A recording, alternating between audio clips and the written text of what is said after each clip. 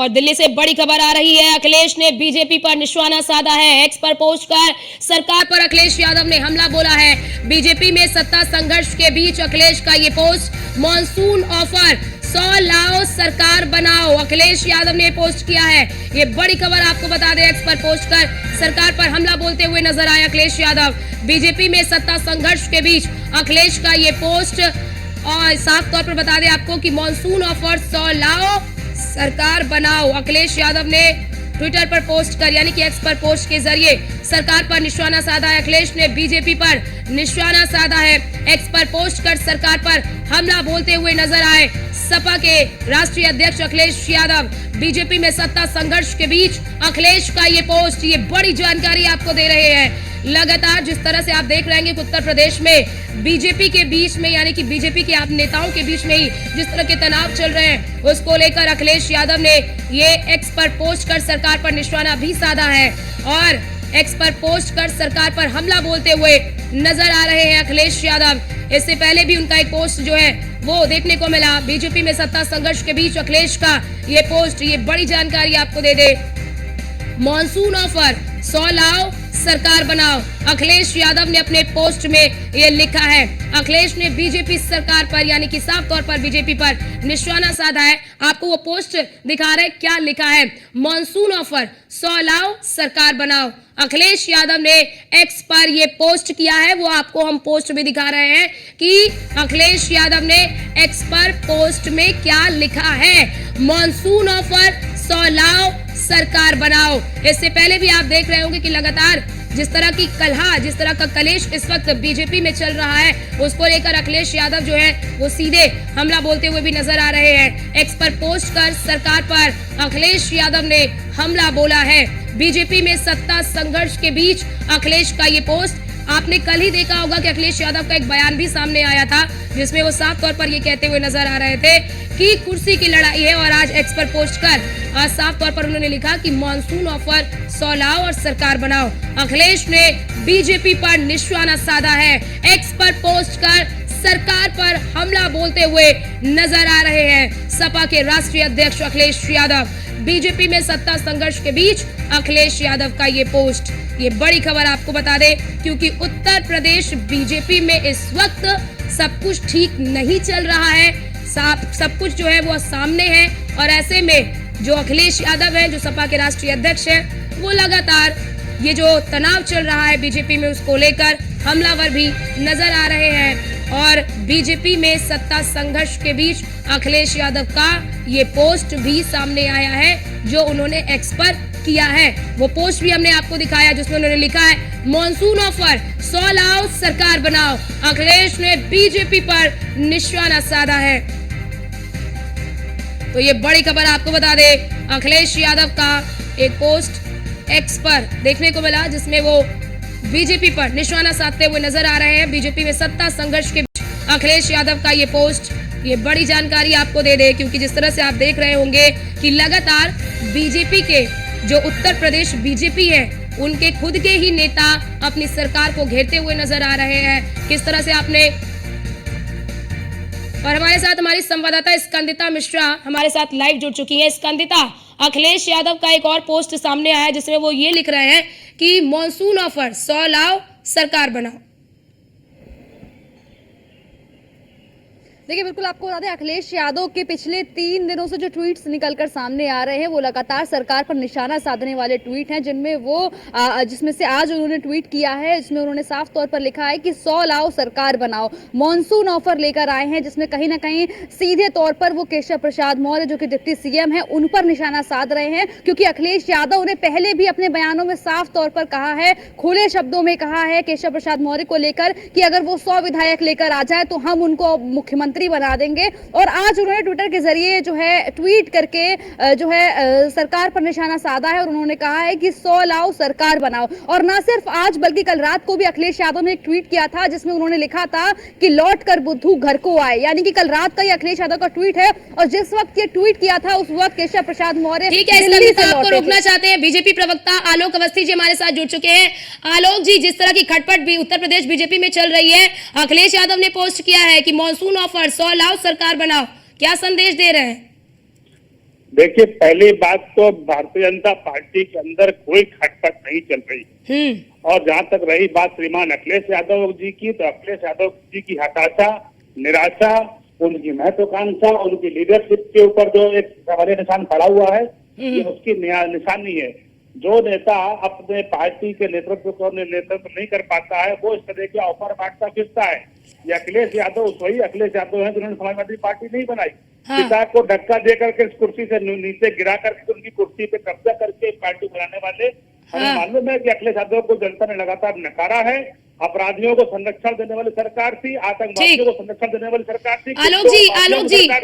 आलोक जी आप हमारे साथ, ठीक है आलोक जी आप जो कह रहे हैं उसका जवाब देने के लिए हमारे साथ सपा के प्रवक्ता सुनील साजन भी हमारे साथ जुड़ चुके हैं। सुनील जी, आपने सुना आलोक जी को, वो कह रहे हैं कि कोई तनाव नहीं है, कोई खटपट नहीं है और सब कुछ ठीक चल रहा है, आप लोग बेवजह ये सारी बातें कर रहे हैं। नहीं, अगर सब कुछ ठीक चल रहा तो ये खबरें क्यों आ रही हैं कि अब योगी आदित्यनाथ जी मुख्यमंत्री बने रहेंगे? हम तो नहीं हटाना चाह रहे हैं, हम तो हटाएंगे 27 में जनता के माध्यम से। लेकिन जो सर फुटबॉल चल रही है, जो अमित शाह जी और योगी जी का झगड़ा है, अब सड़क पर आ गया है। इन्हीं के कैबिनेट मंत्री कह रहे हैं सबसे भ्रष्ट सरकार है, इन्हीं के सहयोगी कह रहे हैं कि योगी जी की सरकार में पिछड़े दलितों का आरक्षण छीन लिया गया, इन्हीं के सहयोगी मंत्री हैं जो कह रहे हैं कि बुलडोजर खतरनाक है, इन्हीं के सहयोगी हैं जो कह रहे हैं कि हार के जिम्मेदार मोदी जी हैं, और इन्हीं के तो विधायक कह रहे हैं कि 27 में सरकार नहीं बन रही।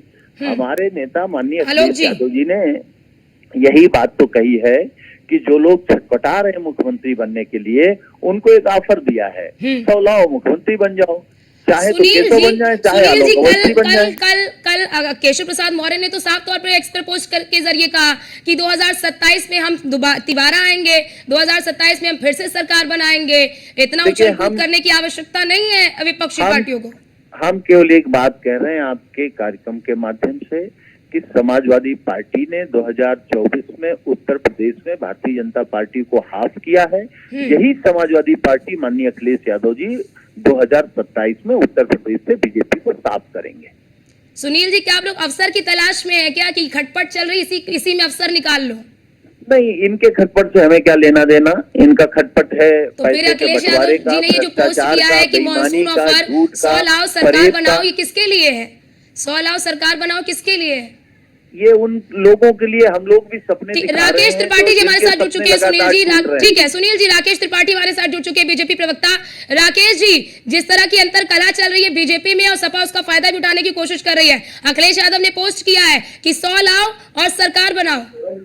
देखिए, एक बात पहले मैं स्पष्ट कर दूं, भारतीय जनता पार्टी में किसी प्रकार की कोई न कला है, न अंतर कला है, न बाहिर कला है, किसी प्रकार की कोई कला नहीं है। ये बात बार बार जो मीडिया की तरफ से स्थापित करने का प्रयास किया जा रहा है, जो विपक्ष बार बार स्थापित करने का प्रयास कर रहा है, ये पूरी बकवास है, ये कल्पना कपोल कल्पना है, इसका वास्तविकता से कोई सरोकार नहीं है। दूसरी बात, अखिलेश यादव इस तरह के ऑफर कई बार लेकर के आए हैं। ये 2022 के विधानसभा चुनाव से पहले भी हमने देखा है, 19 में, 20 में, 21 में कई बार ऑफर लेकर के आए हैं। इनके ऑफरों को कोई स्वीकार नहीं कर रहा है, इनके ऑफर को जनता स्वीकार नहीं कर रही है। जनता के बीच में जाकर के कई बार ऑफर दे रहे हैं। झूठ बोलने से, अफवाहें फैलाने से, ऑफर देने से जनमत नहीं प्राप्त होता है। जनमत प्राप्त होता है जनता की समस्याओं के समाधान करने से, जनता की संवेदनाओं के साथ जुड़ने से, जनता के बीच में काम करने से। और ये काम करने वाले लोग हैं नहीं, पार्ट टाइम राजनीति, पार्ट टाइम पॉलिटिशियन है। ये राजनीति को केवल चुनाव में राजनीति समझते हैं। अभी ठीक है राकेश जी, सुनील जी भी हैं, सुनील जी भी हैं, ठीक है राकेश जी, सुनील जी भी हैं, सुनील जी भी हैं। सुनील जी, आपने सुना राकेश जी को, वो कह रहा है कि केवल आप भ्रम फैला रहे हैं, कोई अंतर कला नहीं है। देखिए, इनकी अंतरकला, जब तक इनकी जो आग है, जब तक ज्वालामुखी की तरह पूरी भारतीय जनता पार्टी को भस्म नहीं कर देगी, तब तक ये लोग स्वीकार नहीं करेंगे। जनता जान चुकी है, और ये समाजवादी पार्टी को कह रहे हैं आराम करने वाली पार्टी है। अरे इसी समाजवादी पार्टी ने, जो आपके मोदी जी थे जो कह रहे थे एक अकेला सब पर भारी, उनको पूर्ण बहुमत से रोक दिया। और आप अब तो स्वीकार कर लीजिए, जनता आपके खिलाफ है, सहयोगी आपके खिलाफ हैं, नौजवान आपके खिलाफ हैं, किसान आपके खिलाफ हैं, पिछड़े दलित सब आपके खिलाफ हैं। आपके पक्ष में कौन है? अरे इनके पक्ष में तो भाजपा भी नहीं है, देश का जवान इनके खिलाफ है। अब राकेश त्रिपाठी जी से पूछिए कि ये केशव जी के पक्ष में है या योगी जी के पक्ष में है, ये बता दें। राकेश जी, नहीं, मुझे लगता है कि पहले ये स्पष्टता जिनको नहीं होती है ना, वो इस तरह के सवाल पूछा करते हैं। गुटों में, खेमों में बसी हुई समाजवादी पार्टी और सार्वजनिक तौर पर सड़कों पर जिसका प्रदर्शन हुआ है, इसके कोई साक्ष्य देने की आवश्यकता नहीं है। आज कोई व्यक्ति गूगल कर लेगा तो पता चल जाएगा किसने किसका निष्कासन किया, किसने किसको बर्खास्त किया, पार्टी पर कब्जा किसने किया, निर्वाचन आयोग में गुहार लगाने कौन गया। सड़क पर सिर्फ फुटबॉल होते हुए हमने देखी है ना। इसलिए भारतीय जनता पार्टी को ये ज्ञान देने का काम न कर रहे। ये सूप को बोले, केशव प्रसाद मौर्य को क्यों कहना पड़ा कि संगठन से, सरकार से बड़ा संगठन है, क्या आवश्यकता पड़ गई? अरे कहना नहीं पड़ा, पंडित दीनदयाल उपाध्याय जी इसको सिद्धांत को प्रतिपादित करके गए थे। ये डॉक्टर राम मनोहर लोहिया भी इसको मानते थे। अब लोहिया जी को समाजवादी पार्टी के लोग नहीं मानते तो अलग बात है, लेकिन भारतीय जनता पार्टी का हर कार्यकर्ता मानता है कि संगठन बड़ा है, सरकार संगठन से ही सरकार का निर्माण होता है। अब संकट ये है, समाजवादी पार्टी से ये सवाल पूछेंगे कि संगठन बड़ा है कि सरकार बड़ा है, तो कहेंगे न संगठन बड़ा है न सरकार बड़ा है, केवल सफाई परिवार बड़ा है। ठीक है, सुनील जी जवाब दीजिए। सुनील जी जवाब दीजिए कि साफ तौर पर राकेश जी कह रहे हैं कि उनके लिए संगठन से, सरकार संगठन से बड़ा है, यानी कि संगठन जो सरकार से बड़ा है। मैं एक ईमानदारी से बात कह सकता हूं कि संगठन हमेशा सरकार से बड़ा होता है, लेकिन यहाँ संगठन का झगड़ा नहीं है, यहाँ झगड़ा कुर्सी का है। अच्छा, दिल्ली में सब लोग तैयारी कर रहे थे कि योगी आदित्यनाथ जी को हटा देंगे। योगी आदित्यनाथ जी ने अपना सोटा उठा लिया। आइए उत्तर प्रदेश में अमित शाह आ जाएं, केशव आ जाएं, ब्रजेश पाठक आ जाएं, राकेश त्रिपाठी आ जाएं, जो आ जाए सबका स्वागत होगा। सब लोगों ने कहा कि नहीं, अब योगी जी बने रहेंगे। ये लोग डर गए।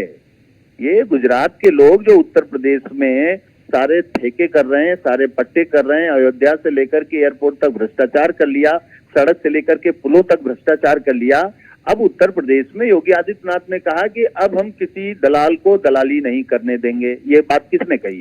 ये तो योगी जी ने कही। दलाल कौन है? सारे लोग गुजराती हैं। ठीक है राकेश जी, इस पर जवाब दीजिए फिर उसके बाद।